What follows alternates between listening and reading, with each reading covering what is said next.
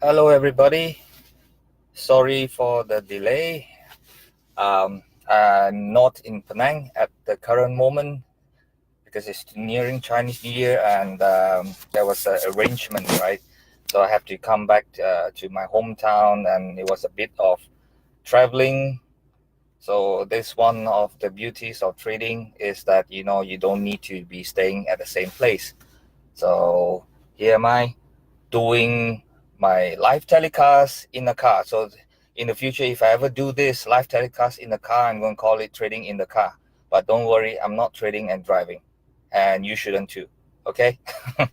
So today's topic is about how the market will react to the trade war from now till after negotiations. Okay, it's a very important thing, and it is one of the main reasons why the current market it is what it is right now, where things are really moving with tiny increments. You don't see much big movements.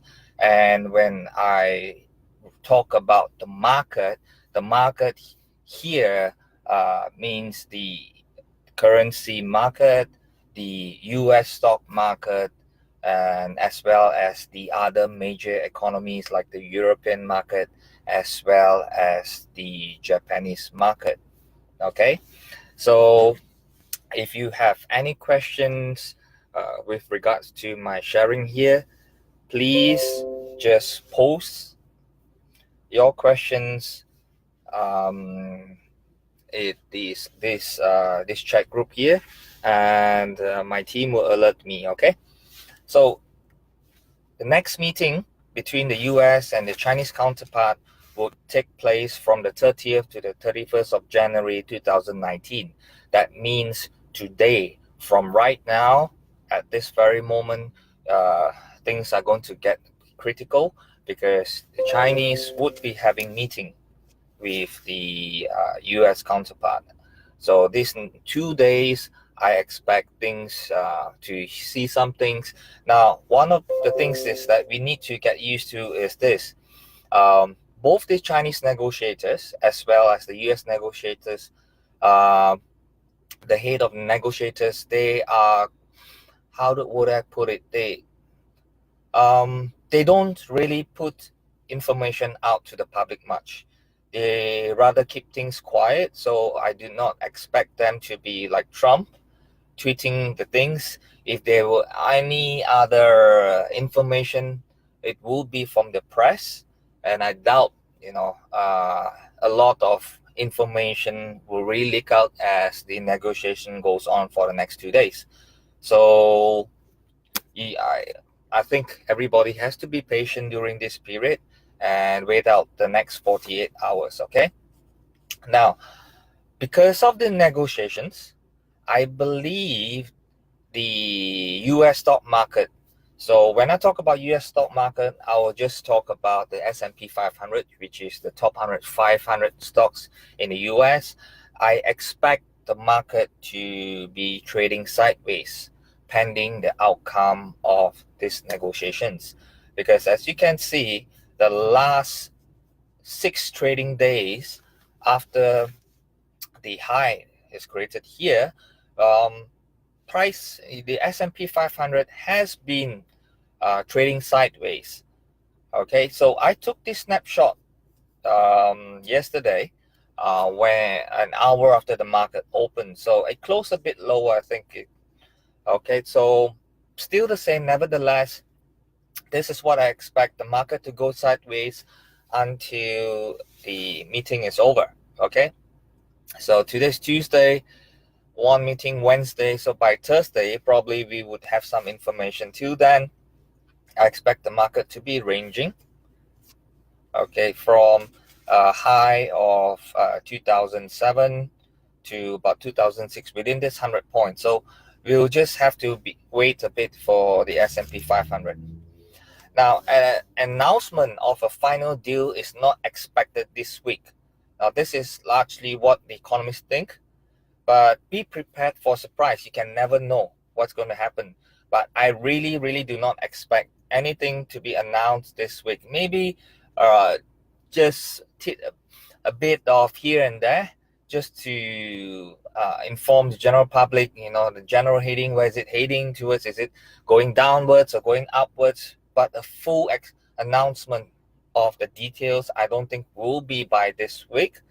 But do take into consideration that the deadline for the trade truce is the 1st of March. They started the truce for 90 days. It started in December. So you have December, January, February. So by the end of February, that's it. Things must have an outcome. Okay, so there are possibilities that they may have another round of negotiations, which is a very good sign.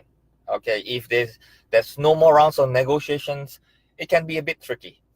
Okay, now the most important thing why I think the announcement is not expected this week is because there are things that we need to deal with. They need to talk. There are some details which I'm going to talk in later. I'm going to show you. You have to be very, very careful. Things that they need to discuss is quite a lot. And if they cannot finish within these 2 days, come to an agreement in these two days, a good sign would be announcement that they're going to extend the tariff truce, beyond the 90 days. And I see it. It's a good thing, better than nothing. But for traders, then we would need to change our style of trading, because the market would be ranging until an outcome has been decided. Because if you see the Federal Reserve, not Federal Reserve, the Mario Draghi, because of the external issues, mainly the trade war affecting the general world economy, they have been adopting a stance of wait and see for things to improve. So when this happens, the market is really going to range for some time. And if you have been really doing long-term trades in January, there are not much trades to do with. And if this continues, we're going to see a lot of this kind of markets going on.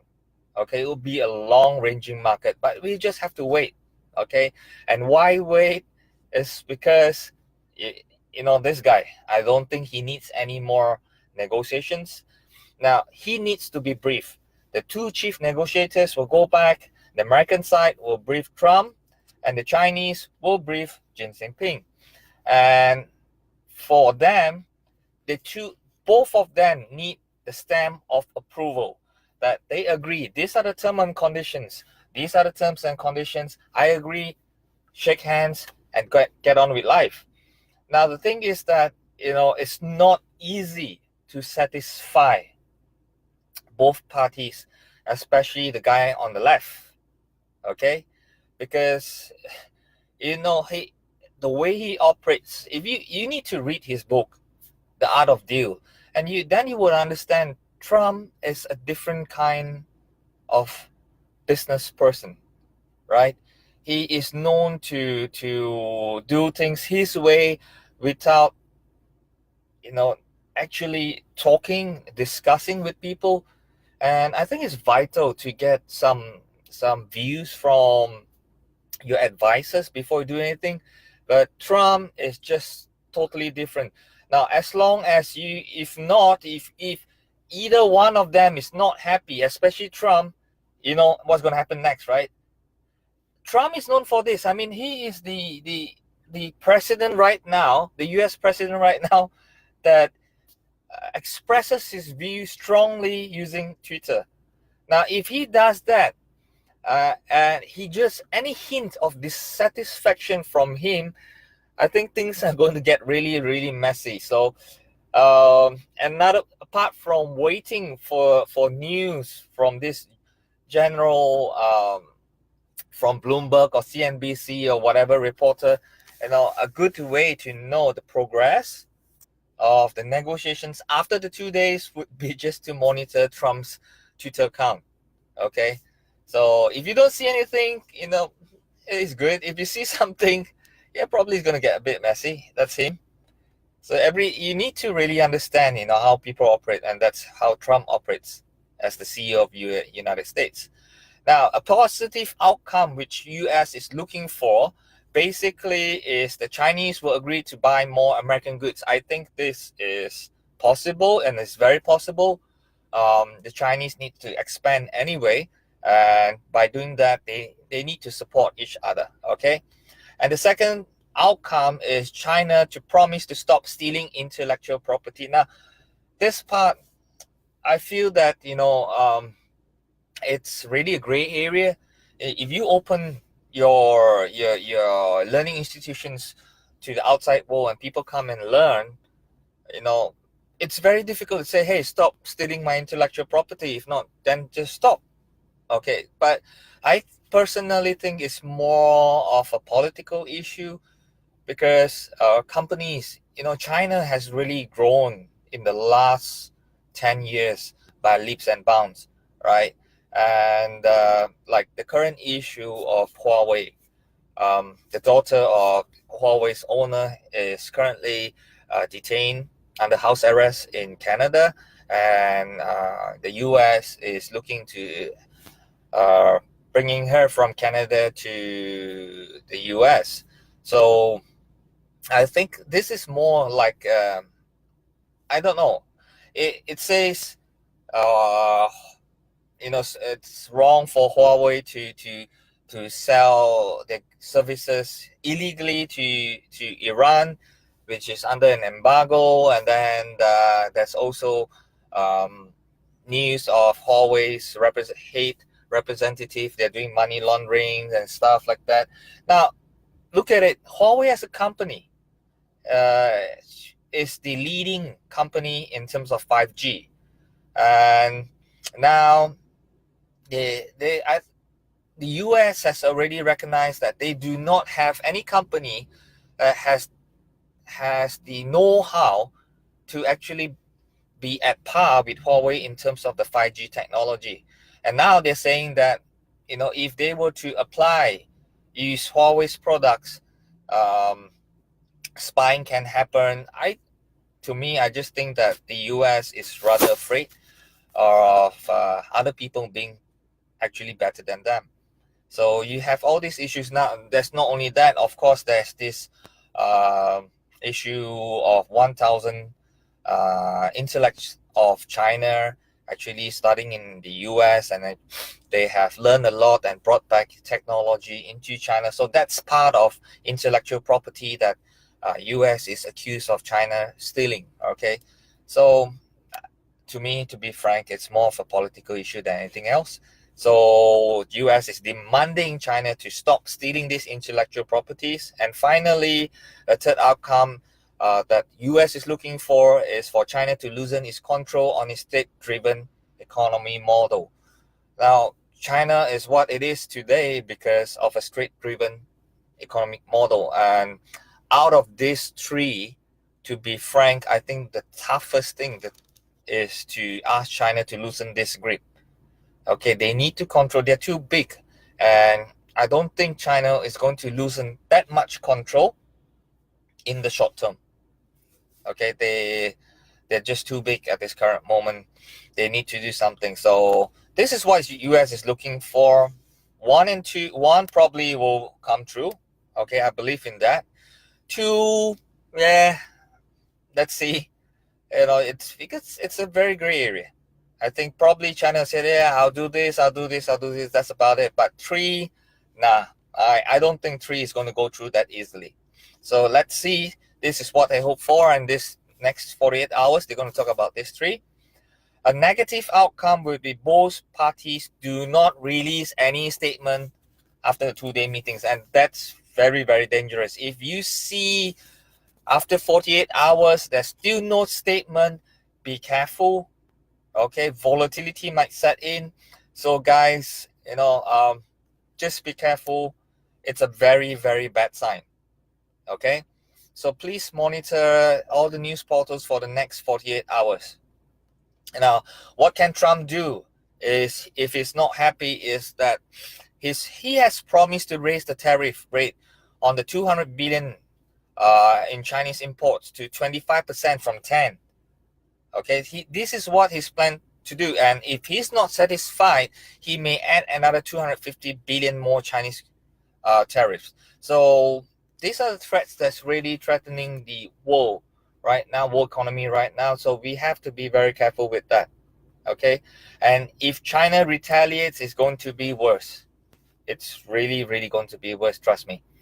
Now, if China retaliates and there's no negotiation truce, I expect the market to drop.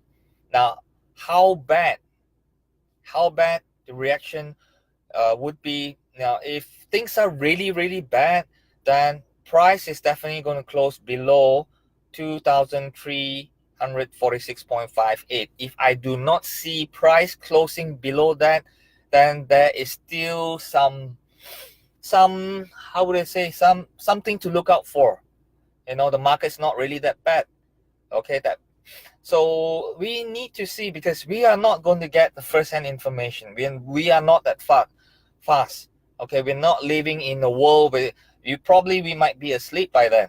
Okay, so whatever it is, we have to depend on technicals, and technicals tells me if that the market really believes that this thing is going down the dumps, price is going to close below 2346.58. Okay, and if US and China has a pact, they agree, how strong is the agreement is also will be reflected in the market. Now, for me, things are very simple. If I see price closing above 2799.1 for 5 consecutive days, I believe. If not, forget about it. So we have two numbers here. The low of 2346.58, 2799.1. These are two important numbers that you must write it down. To ranging doesn't mean small ranges. It can range big ranges too. Okay, and ranging, you need specific ways to deal with them. Okay, I'll talk about it a bit later on, but remember these two numbers, 2799.1, and market has to close there for 5 consecutive trading days, or market close below 2346.58 and look out below. Okay, now as for the currencies, I expect major currencies to be ranges in range forms. So you need to really study the daily charts and see from the moment in this. The best way is to look for prices in December, where the highs and the lows of December, January, moving into February. So those probably would be the ranges, because by then prices would have already been priced in. So it will be a clear area where the ranges are. So to deal with trading in this kind of situations, my recommendations is for you to keep your profit targets small for the time being. Do not target huge targets, because it's not going to move there. Okay, volatility will set in. So be it you're trading stocks, you're trading currencies, you're trading the exchange traded funds, keep your target profit small. Okay, so I think that's all I'm going to talk about for this week. Have fun, guys, and we're going to have a short holiday soon because the Chinese New Year is coming. For the Chinese, I wish everybody a wonderful Chinese New Year. May all your wishes come true, and those non-Chinese, have a wonderful holiday. If you've not planned going anywhere, then take this time to spend wonderful time with your families, and free time, maybe look into trading. Make this a wonderful business that's going to fulfill your dreams. Okay, so Justin, I'm signing out, everybody, and I'll talk to you soon. Okay, bye bye, guys.